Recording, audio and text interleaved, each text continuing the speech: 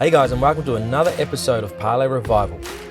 We've got an absolutely action-packed episode for you this week as we score world-class waves here in Indonesia before I get dragged over a reef. I squeezed the boat through gaps that I probably shouldn't. I've done more intelligent things in my life. And we also get video footage from our oldest crew member, Don, who manages to get up on a wakeboard at 74 years of age. How about that? All right. Thank you, Colin. Hope you enjoy this episode, and don't forget to hit the old subscribe button if you do. So I'm Colin, and this is the crew of Parlay Revival. From hurricane damaged to broken bulkheads and getting struck by lightning not once but twice, to being the strongest and fastest Lagoon 450 on the planet. We've already sailed 40,000 miles to get here, and nothing is going to stop us from circumnavigating the globe. So subscribe to follow our journey around this beautiful planet. 20 years from now, you'll be more disappointed by the things you didn't do than by the things you did. So what are you waiting for?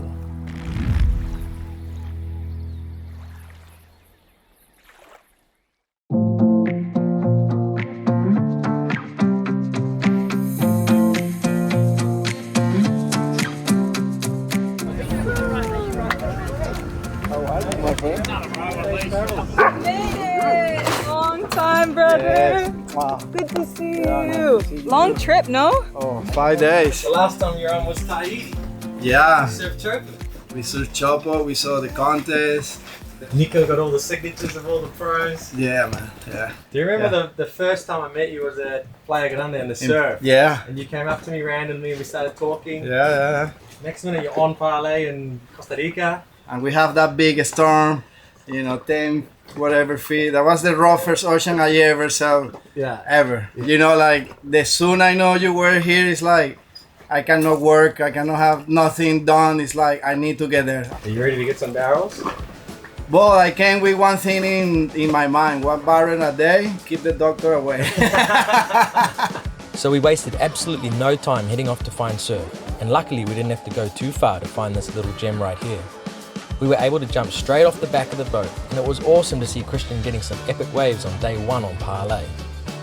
Christian has actually won the Costa Rican Nationals a couple of times, so he definitely knows his way around a wave. Praying for new behavior. I wanna have you as my savior. I need just a little sunshine. I need a little time to make you mine. We were having so much fun, and for us, life doesn't get much better than this. You were happy, man? What's happening? I never seen anything like it in my life. I'm surf out. My body is, need W40 in my lower back. Not a bad way to start the trip. This is literally, I lose my mind. I never been so psyched to surf and be in such a great place. You. Outside of surfing, we've also made a few local friends in the area, one of which is Charlie, who eventually wants to start a yacht club out here, so we immediately clicked with him. Oh, good. How are you, bro? Good. But living the island life isn't always easy, as everything has to be transported out here by boat. Hey, Charlie, what's happening? You're building a mooring. Yeah, we're building a mooring. Yeah? Yeah, this is the material for the mooring. Have you already got the cement out there? Yeah, we got the cement. You gonna start mixing it today? Yep, Really? that's the plan. How many moorings do you want to make? 15 to 20. The yacht club. Yeah, the yacht club. Yeah. The workers were on such a mission trying to get the materials out to the island that they completely forgot to give us a ride back to the island. They left without us. We were just talking about some properties and then the workers left without us. Luckily they turned around and came back to get us, and we all headed out to the island. So that's what you're going to use to make the mooring?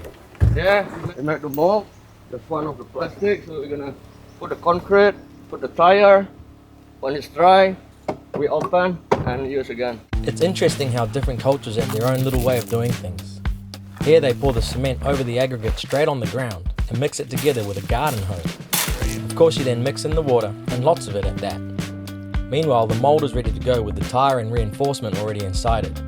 Then with a little more mixing, she's ready to start being filled. Once she's filled to the brim, it's time to let it dry overnight. And as Ferdinand would say, Robert is your mother's brother. Okay, so they're all done. The idea with this particular one is the tires are there to link 5 of these blocks together, so that if one of these big charter boats or even a big catamaran or something comes in, you're pulling on 5 of these mooring blocks, all chained together, and then in the center there's one big like truck tire, and that's what the boat's pulling on. So that's what we're hanging off now with Parlay out there. I like it. So all that water that you see that they use to make the concrete comes from here. It's only about a meter deep, and I tasted it and it's fresh, which is crazy to me that the ocean is right there and you dig a bore here and you've just fresh water. They put it through a RO plant, just a little household thing, and they drink it. Alright, it's been 24 hours, so they're gonna crack open the mooring mold. See what we've got. Solid.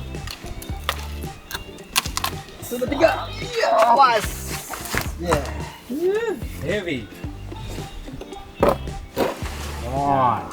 Move on. That ain't going nowhere. Very good. Now you just have to make 100 more. So I just got the coolest video I've received all year. You remember Don? He sailed from Tahiti to Tonga with us. He is our oldest crew member that's ever done a passage with us.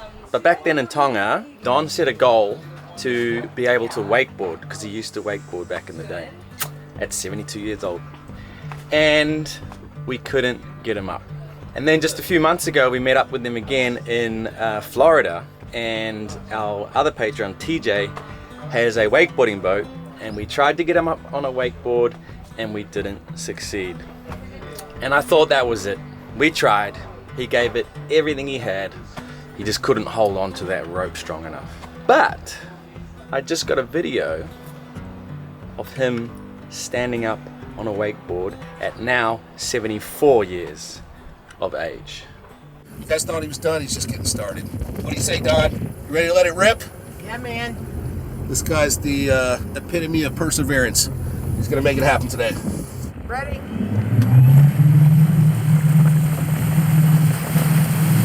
Yeah, baby! First time! Yeah! Let's go! There you go, ladies and gentlemen, 74 years old. And not only did he just get up on a wakeboard, he stayed up and cruised around like an absolute badass. Don could have easily given up after failing in Tonga. My brain wrote a check that my body wasn't able to cash. He could have quit trying after he didn't get up in Florida. It's hell when you have brain surgery and it screws up your balance. But instead, he went home and literally trained his forearms. And now he is showing all of us a very valuable lesson. And that is to never ever stop believing in yourself. How about that? All right. Thank you, Colin. Thank you for continuing to push me. Good job, Help me Don. get another bucket list. The question next will be, can I do it when I'm 80? We'll see. Don, you already know this, but we're so proud of you, mate. We can't wait to have you back on board again soon. Anyway, back on Parlay, we decided to head off and do some more exploring, which is the absolute beauty of having your own boat out here. If we like it, we stay. If we get over it, we pick up anchor and head to the next place. To me, it's the ultimate sense of freedom. But sometimes I've been known to be a little reckless when it comes to our floating home. We're trying to get to a new surf spot, and the quickest way is through this tiny little channel here. I'm watching it on the satellite images. That's up. Think you're gonna make it through? Yeah. We always make it through, so we're good. But I think I just took the best picture of my life.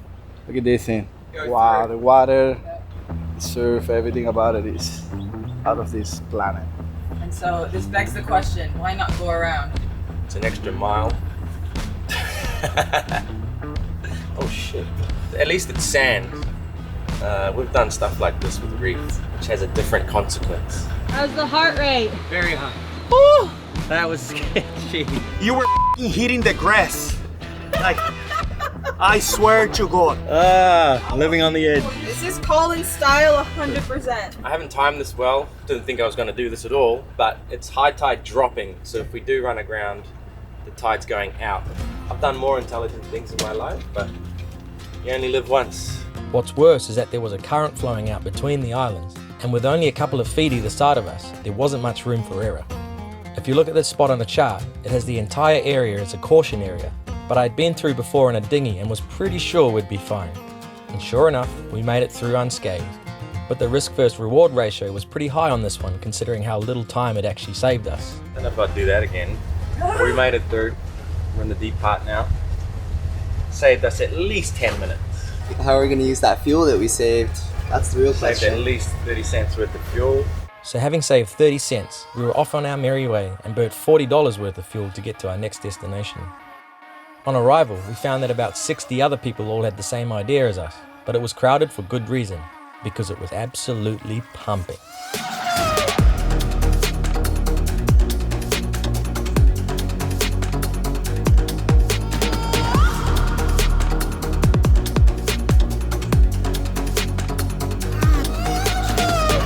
The waves in Indonesia are seriously no joke, as they break over a shallow live coral reef, creating fast barreling waves that are above my pay grade on days like this, so I picked up a few smaller ones on the shoulder.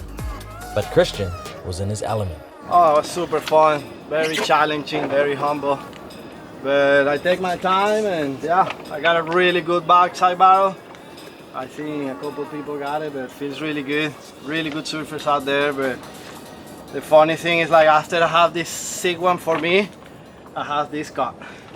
Look at this. You heard one guy went to the hospital? Yeah, that's what I heard. Scariest wave you've surfed? The scary one was Tahiti in Chopo, but this one is super shallow. But it take me like 2 hours to really get a proper one, but I'm happy that I did it, so yeah. Epic, dude. Check. We bounced around for a few days, finding some epic surf spots, but it was hard to escape the crowds even with our own boat. We did manage to get one left-hander all to ourselves one morning, which was turning into a bit of a rarity in this area, with all the charter boats and surf camps scattered all around the place. But ironically, the minute we got some surf to ourselves, I ended up landing on the reef and had to paddle home with my tail between my legs. What's happened? Got a couple of scratches. Got a bit complacent, got a bit greedy. Caught one all the way onto the inside. And Chris was there with the camera, so I went around him and did one more turn. Did the top turn and then looked down and there's like basically dry reef. Just went bang onto it. The sorest one's this one because it was more of an impact. Ow. Where else? Owie. Where else? Yeah. But the worst part is that we got to put some lemon into it now. There's bits of live reef, coral reef in there now. So if I don't kill him, it'll get infected like 100%.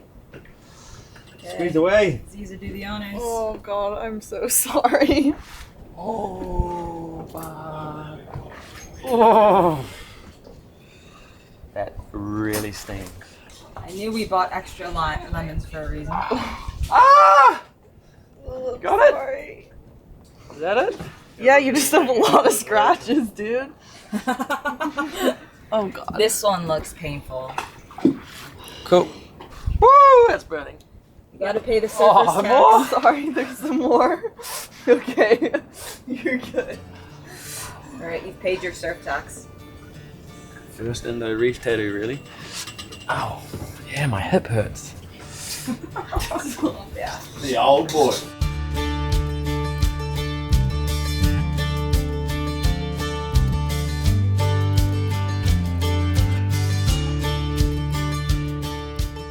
So every month we have to go through this rigmarole with these dogs. McFly's not so bad. This guy, nightmare. Trying to cut their claws. They've gone really long already. They don't really get to run on like concrete, they only run on the beach. So they don't get their claws filed down naturally. So we got to give them the snip, the claw snip. So we saw a trick online, we're going to give it a go. Involves some peanut butter. So apparently the trick is to line your head with something.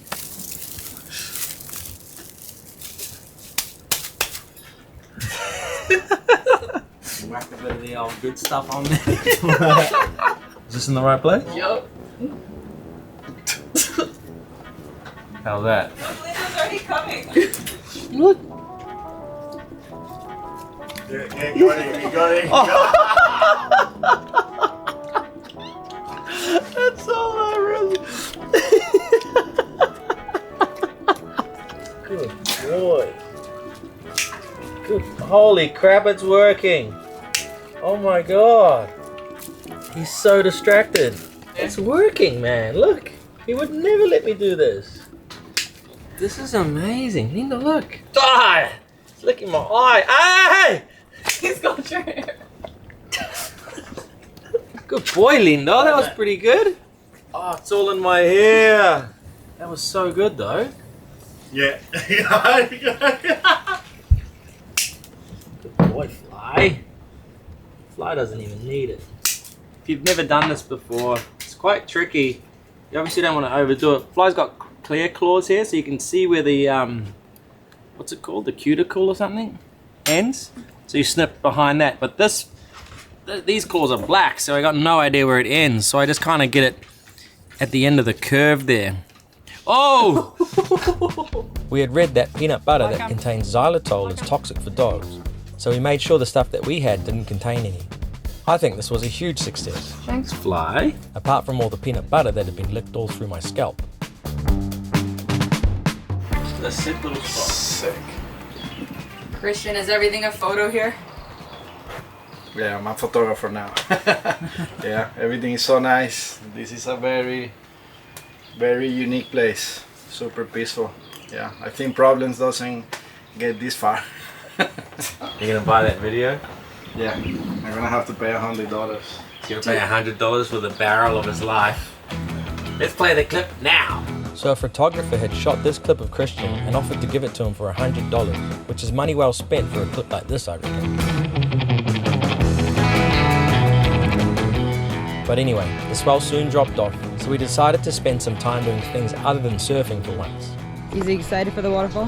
Hell yeah. No idea where we're going, but I'm along for the ride. Ready? We haven't done a bit of a land activity for a while, so it could be interesting. Give you a break from the barrels? Yeah, still getting barreled every day. The swell has been super small over the last few days, so we're renting scooters. We're gonna go see a waterfall. Alright, we got the beast. What is it? Doesn't even have a brand. It's a 125. Safety first. It's too big. You could fit two heads in that thing. Never seen so many boaties on bikes before. Yeah, we're with two other boats, Balalo and Moon River.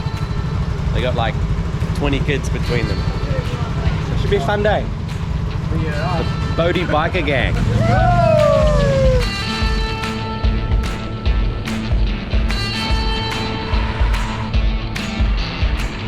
So we just drove straight past, turn off, here we go. No one's bike's broken down, I'm amazed. 7 scooters in Indo, normally one gets a flat tire or something. Don't speak too soon, we still have to get back. So after some discussion back and forth, it's down here, but it's a 1-hour walk. I don't know if all these sailors can walk an hour. Nearly finished all our snacks. Are we bringing that on the hike? Yeah, we're gonna shoot the monkeys. Ooh, that's refreshing. So we're miles and miles, thousands of miles from New Zealand. But this bush right here, it's almost as if it could be from New Zealand. We're so far away. Like these guys here are super similar to our panga tree, which has the silver fern. And this guy over here is like what we have back home called the Nico tree. That guy there. And then just before, those guys almost look like our kauri trees, which are native to New Zealand. It's pretty wild that millions of years ago, this land, this island here would have been part of a mainland before it all spread out and became islands. Oh, Jamie just took a spill. This might be the slipperiest rocks I've ever walked on. There's just a layer of moss on every stone.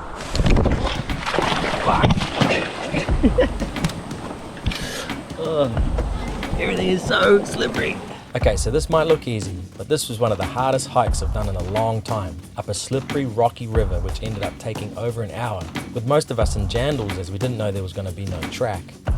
There were basically 3 families of us falling and slipping our way up the river in search of a waterfall that we were only about 60% sure even existed.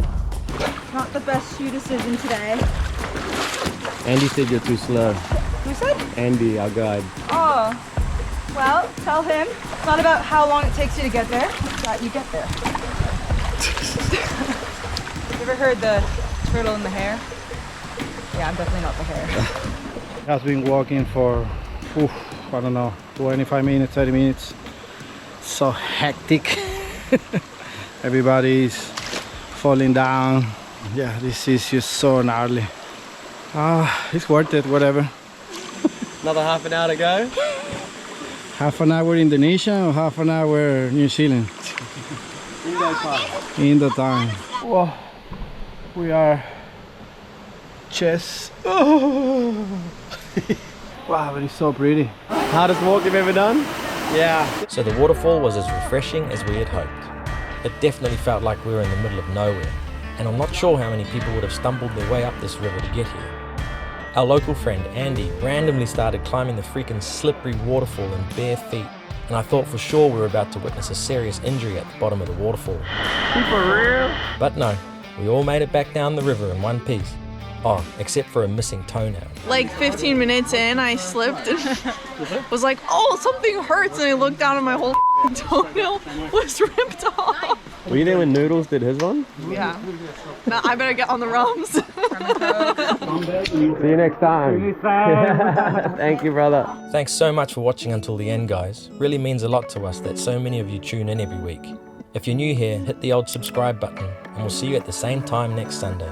Cheers, guys.